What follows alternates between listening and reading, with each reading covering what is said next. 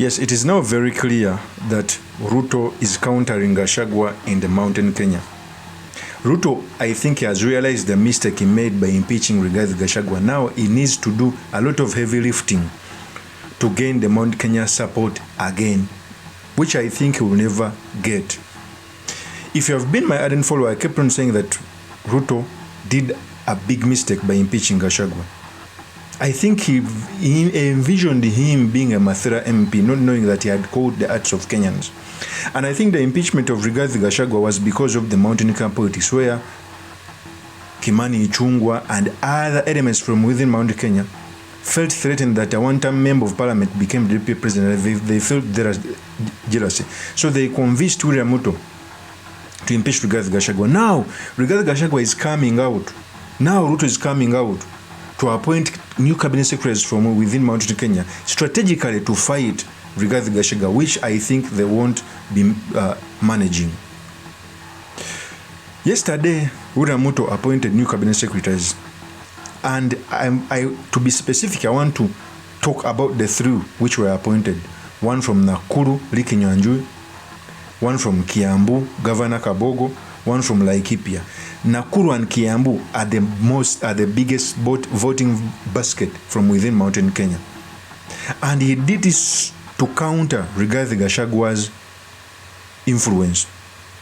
For example, if you look at Kiambu, Kabogo was the third. The race was won by Wamatangi. All signs indicate that he may be leading or going to Rigathi Gachagua. Jango Enaina was the second, Kabogo was the third. So by bringing out Kabogo in Kiambu, is countering Wamatangi in case Rigathi Gachagua forms a political party, because he's going to form a new political party. All signs indicate that Wamatangi will be leaning towards Gachagua. So he's building a candidate from within Kiambu who can galvanize the support in Kiambu so that he can hold the UDA ticket. And we all know that if any presidential candidate has a candidate from within any county, it also helps him to get votes. So that was the thing behind him. Because I know when he first visited Uhuru Kenyatta, I think didn't embrace him because the office of the retired president gave out a communication which showed that he didn't like what Ruto was saying, that they are working together. So since Ruto is a smart man, he appointed his allies so that it can be seen as if Ruto bargained for his men. And trust me, he's winning, because all the media is coming out to say that Uhuru bargained for his men. Yet it's not true. It is a gimmick by Ruto to appoint Uhuru's allies so that it can look like as if Uhuru brought his men in government. Secondly, when you look at Nakuru, he picked Likinyanjui, because when Governor Susan Kihia read the statements, read the statement of the president, they booed him, they booed her. So a person who would want to run for office again would lean towards Rigathi Gachagua after sensing the ground. So he propped out Likinyanjui, who would counter Susan Kihika in Nakuru. So that is how smart he is. Two, he even went to Laikipia. Nderutu, I think it's called Nderutu. He was the secretary of Raila Odinga's campaign. So he's trying to root out all the people who campaigned for Raila Odinga in Mount Kenya so that he can use them, because these people brought almost 1 million votes to Raila Odinga. So that is what Ruto is trying to eye. If he can get 1 million votes from Mount Kenya, that is so much from Rigathi Gachagua.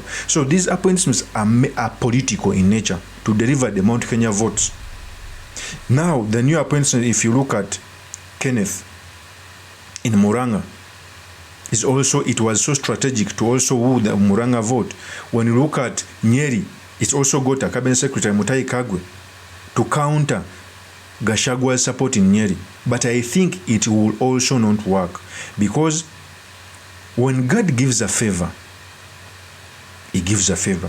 When God removes a favor from you, he removes a favor from you.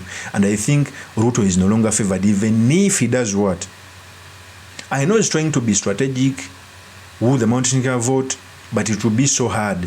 The mountain got annoyed because of Rigathi Gachagua. Rigathi Gachagua played his cards well. Rigathi Gachagua is speaking to the House of Mountain Kenya that they should get a political party. A big voting basket like Mountain Kenya cannot be around without a political party. It is impossible. So it will be very hard to beat Gachagua's party within the mountain. Even these new people who were put in these new slots cannot deliver for RUTO, because remember, they failed to deliver for the sitting president who was the same tribe like them. What about you, RUTO, who even doesn't come from the same tribe? So I think RUTO is going to do a lot of heavy lifting after impeaching Gachagua. Secondly, very many people came out with a lot of comments, and I want to play them for you to show you that all is not well after RUTO coming out to appoint different people. I want you to listen to these people. Here is the tape. President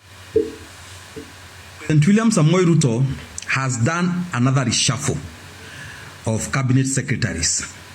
Akachukua mtu anaitwa Mutahi Kagwe, akamweka agriculture. Akachukua mtu anaitwa Lee Kenyanjui, huyo watu nimemhurumia walai.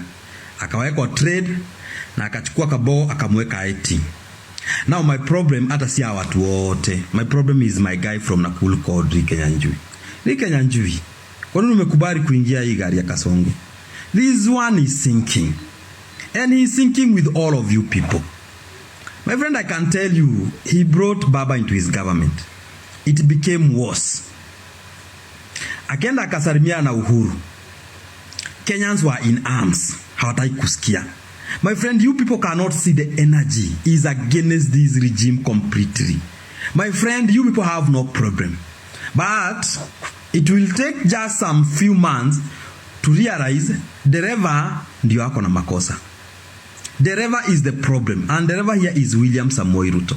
You will never tell him anything. Sasa anawachukua hapa mbele mkue kama kioo yake, ajaribu one kama he will try to improve on the image of this regime. I don't have issue with Mutahi Kagwe. It will be very hard for Mutahi Kagwe. Hata ingekuwa very hard, kwani Mutahi Kagwe ilikuwa imebakisha nini yake? Hata angeenda Nyeri governor, my friend, he could not have gotten. I don't have an issue with Kabogo. Still bado mambo yake ilikuwa imeisha Kiambu. My biggest issue is Lee Kenyanjui. And the other person I was afraid that they will name, na sikuwa nataka wamname, I have been praying, is another guy, and you people know him. Because those are the people who have something called some political life pale mbele. Na Lee, one day, hapa utakumbuka, hii umechukua ile chakula ya Esau. Unachukua ile chakula ya Esau. Esau alikula chakula akauza the birthright. Hii ndio mmechukua. You people like especially Lee, you have sold your birthright for just a salary of 3 years. And you are very young. Because you people can't understand. Kasongo regime is collapsing. Amebadilisha cabinet secretary sana mara ngapi? Murkomen alikuwa transport, akapelekwa sports, now amerudishwa interior. And the same thing will happen in 2025. Kenyans are the new opposition leaders. Let me tell you, naambiaga President William Samoei Ruto, kupanga sana ni kupangua. The first mistake he did was to take Raila out of the streets. Now Kenyans wakakuwa the real opposition, and the Kenyans will be the real opposition until Ruto goes to Sugoi, and nothing people will do about it. 2027 will be a revolutionary year, and I can tell you for free. Na mtajionea tu, I'm telling you. So those people who have taken those cabinet secretaries, be prepared now to fight with Kenyans, because the problem is one of the comments which was done by the Kenyans, pointing out that these people who are joining government are joining a sinking ship. Let me also play you another comment from another Kenyan. Hapa nilikuwa nimewaambia kuwa William Ruto na Uhuru Kenyatta wameingia kwa deal na wamefanya handshake, na Uhuru Kenyatta analeta watu wake wanominitiwe kwa cabinet. Wengi wakanitusi, wakaniambia mimi najua kupiga propaganda, sinaga content, sijuagi najua nini. Sasa thank God that I'm vindicated that hata siku hiyo haikuisha kabla watu wa Uhuru wakuwe nominated kwa serikali. So the following wamekuwa nominated. Wa kwanza ni William Kabogo. William Kabogo ameappointiwa kuwa minister. Wa pili ni Mutahi Kagwe. Na yule amenistua sana ni Bwana Lee Kenyanjui ambaye alikuwa gavana wa Nakuru. That guy, I don't think he deserve kuingia kwa hii serikali, considering sioni kama amefanya the right political choice, but ni vizuri tu take, wacha wakule hii miaka 2 ama 3 imebakia. Ile kitu sasa inanipea tu wasiwasi ni kuwa unaona how dynasty wanaogopa wakitishwa. In case wa feel that they are threatened kwa maweodhi yao na venye wamekuwa wakishikilia serikali, wote wanakibiaga wanashikana. No matter how wako na difference iko aje politically, mukithreaten dynasty thing, wanakibiaga wanashikana wanatengeneza serikali yao. I don't know whether watakuwa na influence. I think even this guy has a point. Okay? Because William Ruto was on the forefront of fighting dynasties. Now he's dining with them. What is he going to tell Kenyans? Really? Let's continue. But those changes have automatically happened. So watu wale wameshinda wakinitusi kwa ile post yangu ilikuwa hapo. Mjue already zimefanyika. Akina Lee Kenyajui amekuwa appointed ni minister. Mtu anaitwa KIKUYU amekuwa sasa ni minister. William Kabogo ni minister. Naye Derito Mureithi, former governor wa Laikipia, amekuwa appointed board chair wa KRA. Na wengine wengi wamekuwa appointed. Wengine wamekatwa wakaondolewa. Lakini hizo information nitakupea baadaye. Kasongo yeye. Chai. Asubuhi hapa nilikuwa nimewaambia kuwa. So that is one of a few of the very many comments which were made when Ruto decided to appoint different cabinet secretaries from within Mount Kenya in a bid to counter Gachagua's popularity. Will it work? I doubt. Because the party which will be made by Rigathi Gachagua will be a popular party within the mountain. And they deserve it because the biggest voting bloc cannot be just housed in a patchwork government where a person can fire or hire anyone.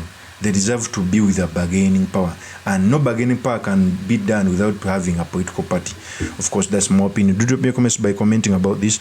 Thank you very much for listening in.